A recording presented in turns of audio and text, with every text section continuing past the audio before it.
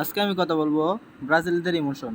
Neymar junior সে কি খেলবে পরবর্তী ম্যাচ মরক্কোর সাথে? চলেন জেনে নেই নেইমারদের মেডিকেল টিম কি বলেছেন এবং কালো আঞ্চলিকের সিদ্ধান্ত কি এবং সিবিএফ কি জানিয়েছেন। নেইমার কি পরবর্তী ম্যাচ খেলবে? এটা নিয়ে অনেকেই প্রশ্ন করেছেন এবং এটার আনসার আজকে আমি দিব। নেইমার মেডিকেল টিম জানিয়েছেন যে ওনার গত সপ্তাহে পায়ের ব্যথার কারণে উনি একটা ম্যাচ খেলতে পারে নাই, পানামার বিরুদ্ধে ম্যাচটা, এবং পরবর্তীতে ম্যাচ খেলতে পারবে কিনা সেই সম্পর্কে তার মেডিকেল টিম জানিয়েছেন যে ওনার পায়ে পরীক্ষা করার পরে দেখা গেল যে সামান্য পরিমাণ আঘাত এখনও রয়ে গেছে।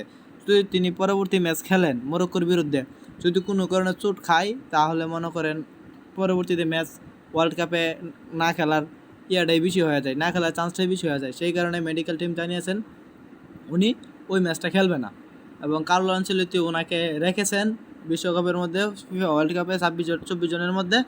তো উনি খেলবেন ওয়ার্ল্ড কাপ যদি মরক্কোর বিরুদ্ধে ম্যাচটা না খেলে। আর যদি মরক্কোর বিরুদ্ধে খেলে তাহলে ওনার রিস্কটা থেকে যায় যে উনি খেলতে পারবো কি না পারবো না। সেই কারণে মেডিকেল টিম স্পষ্ট জানিয়েছেন উনি আপাতত রেস্টে থাকুক, ওয়ার্ল্ড কাপে একেবারেই ফিট হয়ে তারপর বিশ্বকাপ খেলবেন। এখন আপাতত উনি খেলতেছে না মরক্কোর বিরুদ্ধে ম্যাচটা, তাই এটা নিয়ে আর কোনো গজব সরানোর কোনো ইয়া নাই। তো ওনার মেডিকেল টিম স্পষ্ট জানিয়েছেন যে যদি কোনো কারণে খেলে তাহলে তার ঝুঁকিপূর্ণ থাকতে পারে, তার ফিফা থেকে ওয়ার্ল্ড কাপ থেকে তিনি বাতিল করতে পারে যদি কোনো কারণে আবার ইনজুরি হয়। এই কারণে তিনি ফিট হওয়ার জন্য মরক্কোর বিরুদ্ধে ম্যাচটা খেলবেন না।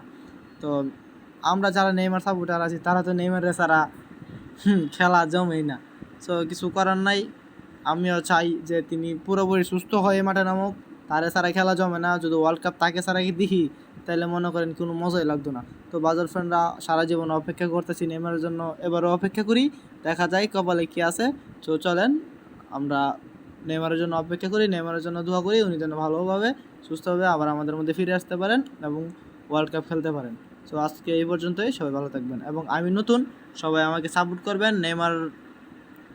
নেইমার সম্পর্কে যত তথ্য আছে এবং সব কিছু আমি দিতে পারবো বা আমি দেওয়ার চেষ্টা করবো আপনাদের মধ্যে। আমাকে একটু সাবস্ক্রাইব করে পাশে রাখবেন এবং আমি নতুন, ভালো এডিট করতে পারি না বা কোনো কিছু করতে পারি না, আস্তে আস্তে শুধু সাপোর্ট করেন, ইনশাল্লাহ ভিডিওর করার ইচ্ছা থাকবো। আমি ইনশাল্লাহ সব কিছু ভালোভাবে ক্লিয়ারভাবে বলে দিব পরবর্তী ভিডিওগুলোর মধ্যে নেইমার সম্পর্কে। আজকে এই পর্যন্ত, সবাই ভালো থাকবেন।